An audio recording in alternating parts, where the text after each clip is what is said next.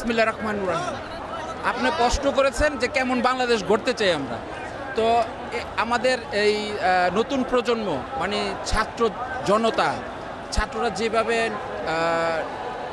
কোঠা সংস্কারের ব্যাপারটা বলেছে, তো ওরা কোঠা সংস্কারের ব্যাপার বলতে যাইয়া এখন আমরা স্বাধীন করতে পারছি, দেশ স্বাধীন হয়ে গেছে। এখন আমরা ওই কোঠা সংস্কার না, পুরা দেশটাকে সংস্কার চাই এবং পুরা দেশটা যাতে সংস্কার হয়।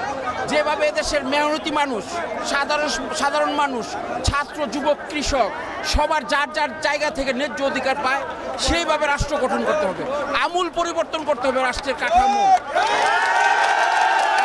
অবশ্যই আমরা এদেশের জনগণকে নিয়ে বাংলাদেশ জাতীয়তাবাদী দল, দেশনেত্রী বেগম খালেদা জিয়া এবং তার তারুণ্যের প্রতীক তারেক রহমানের নির্দেশে এবং তাদের নেতৃত্বে এই দেশ এবং ছাত্র যুবকদের নিয়ে এই দেশকে সংস্কার করবে এবং এই দেশ সুন্দর এবং সুষ্ঠু একটা স্বাধীন বাংলাদেশ, এটা নতুন প্রজন্মের নতুন দ্বিতীয় স্বাধীনতার আন্দোলন সাকসেস হওয়ার পর দেশ স্বাধীন হয়েছে।